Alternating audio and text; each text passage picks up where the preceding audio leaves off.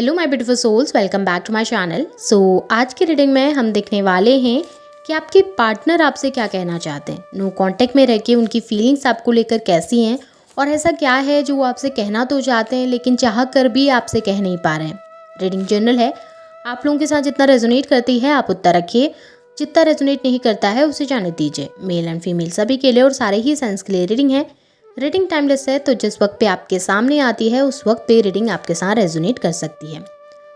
तो चलिए स्टार्ट करते हैं। हाइलाइटेड साइंस बता देती हूँ, ये साइंस आपके या फिर आपके पार्टनर के हो सकते हैं। आप लोग फायर साइन के हो सकते हैं, एरीज, लियो, सैजिटेरियस। वाटर साइन के हो सकते हैं, कैंसर, स्कॉर्पियो, पाइसेस। नंबर्स अगर मैं आप लोगों के लिए देखूं तो मुझे यहाँ पर नंबर 4 इंपॉर्टेंट दिखाई दे रहा है। आप लोगों के लिए अप्रैल मंथ इंपॉर्टेंट हो सकता है। नंबर 3 इंपॉर्टेंट हो सकता है। मार्च मंथ आप लोगों के लिए इंपॉर्टेंट हो सकता है।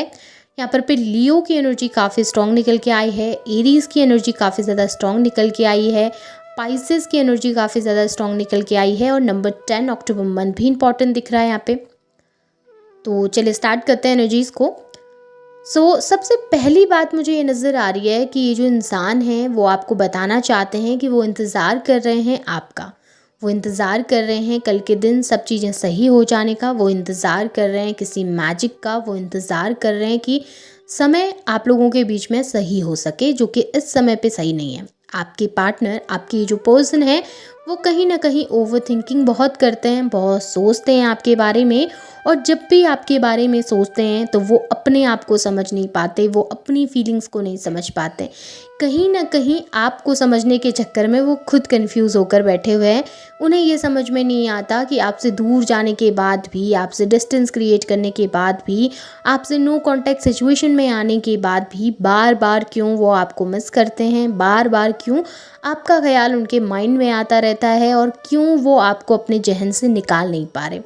आपकी ये जो पर्सन है उन्हें ये भी लगता है कि शायद आप उनसे कुछ बातें छुपाते हैं, शायद आपके अंदर बहुत कुछ ऐसा है जो आप उनसे खुलकर कहते नहीं, और वही सब चीज़ें वो आपसे पूछना चाहते हैं।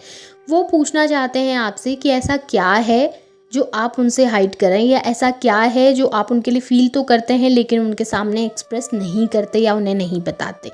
और ख़ुद भी ये इंसान ना बहुत कुछ ऐसा है या ऐसी बहुत सारी फीलिंग्स हैं जो वो फील तो कर रहे हैं, महसूस तो कर रहे हैं, लेकिन खुलकर आपके सामने कह नहीं पा रहे हैं इस समय पे।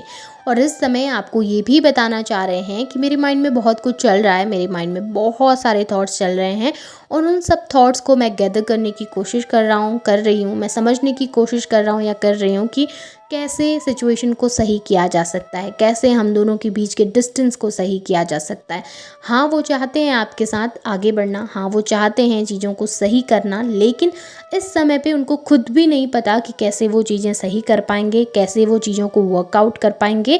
क्योंकि जितना भी कोशिश करें उतना ज़्यादा वो कन्फ्यूजन में चले जाते हैं, उतना ज़्यादा वो ओवरथिंक करने लगते हैं। यहाँ पे ये पर्सन कहते हुए नज़र आ रहे हैं कि मेरी फीलिंग्स, मेरे इमोशन तुम्हारे लिए काफ़ी ज़्यादा स्ट्रॉन्ग हैं। आपके जो पर्सन है, आपके जो पार्टनर हैं, ये डेफिनेटली आपके लिए काफ़ी स्ट्रॉन्गली फील करते हैं। इनकी फीलिंग्स, इनके जज्बात आपको लेकर काफ़ी स्ट्रॉन्ग हैं। लेकिन हाँ, जब समय आता है, जब टाइम आता है, उस वक्त पे शायद इनके अंदर ईगोस्टिक नेचर भी ज़्यादा है। मेटलिस्टिक पर्सन है तो ईगो ज़्यादा है इनके अंदर।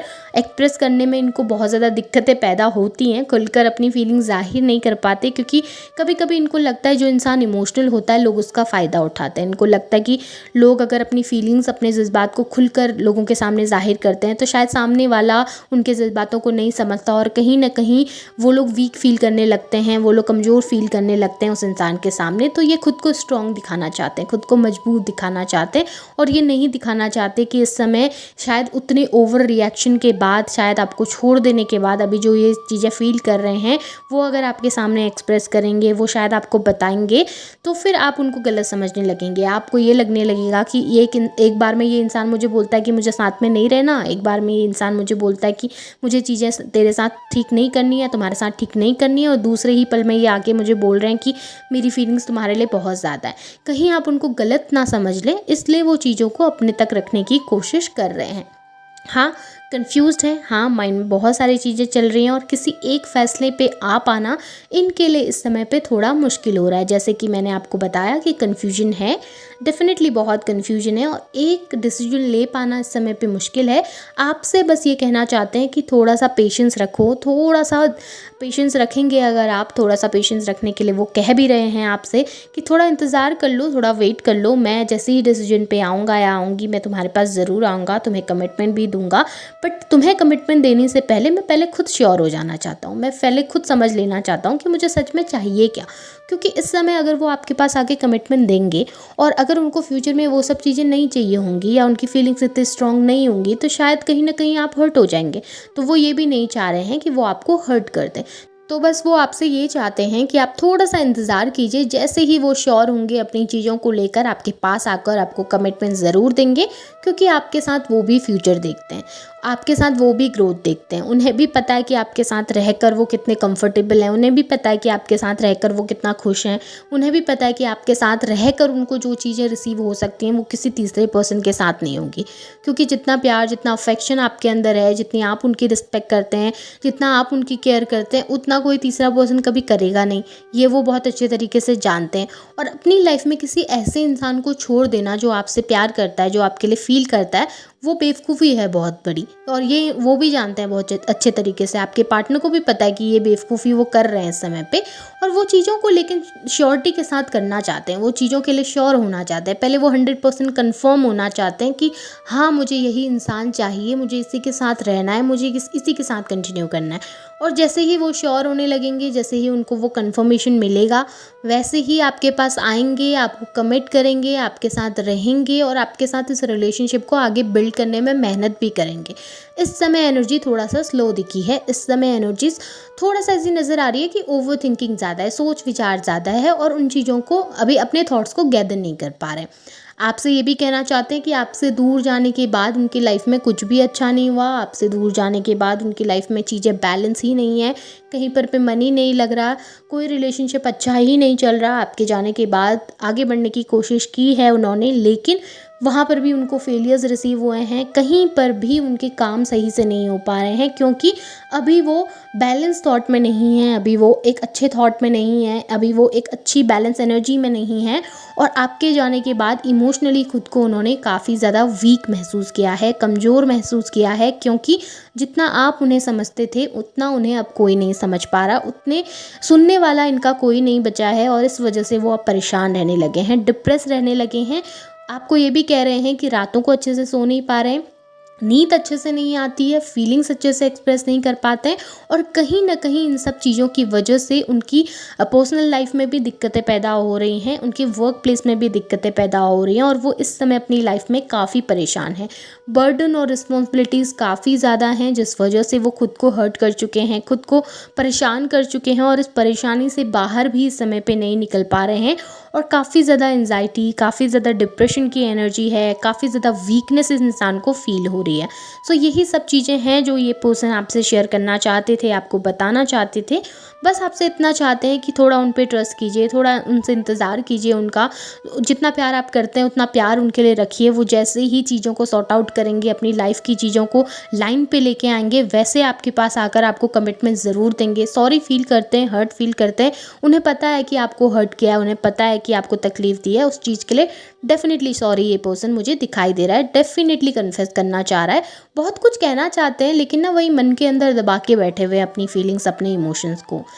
अब मैं इस पर्सन के ना कुछ हैंड रिटन मैसेजेस भी निकालूंगी, देख लेते हैं कि और ऐसा क्या है जो ये पर्सन आपके सामने कन्फेस करना चाहता है या आपसे कहना चाहता है इस समय पे। हैंड रिटन मैसेजेस के ज़रिए हम ये सब देखने वाले हैं, इनकी एनर्जीज़ को।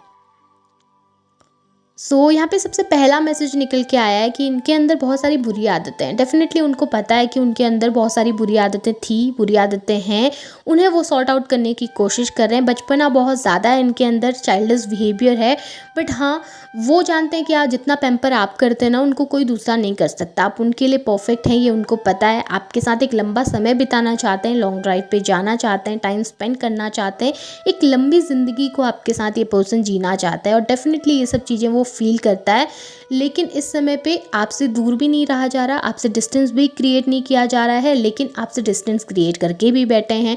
तो अंदर से ही कंफ्यूज हैं, एक तरफ से आपसे दूरी बर्दाश्त नहीं हो रही और दूसरी तरफ से आपसे दूर भी रह रहे हैं। इस समय आपसे पूछना चाहते हैं कि आप इतना ज़्यादा क्यों उनसे नाराज़ हैं, इतना ज़्यादा क्यों खफा हैं। उनकी गलतियाँ उनको पता हैं और डेफिनेटली वो चाहते हैं कि आप दोनों के बीच में चीज़ें सही हों, आपकी एक हैप्पी लाइफ हो, आप साथ में हो सकें। ये पर्सन बहुत कुछ फील करता है, इनके मन के अंदर बहुत कुछ है, बट ये इस समय पे ना वो सब चीज़ें कह नहीं पा रहे हैं आपसे। कोशिश कर रहे हैं कहने की, लेकिन अपने अंदर दबा के बैठे हुए हैं, थोड़ा सा ना एक्सप्रेसिव नहीं है। जैसे ही इनको समझ में आएंगी चीज़ें डेफिनेटली एक्सप्रेस करेंगे, आपके पास आकर आपको बताएंगे। सो ये इस पर्सन के मैसेज हैं। होप आपके साथ चीज़ें रेजोनेट हुई होंगी, आपको रीडिंग पसंद आई होगी। पसंद आई है तो इसे क्लेम कीजिए, लाइक कीजिए, शेयर कीजिए, चैनल को सब्सक्राइब भी कीजिएगा। Thank you.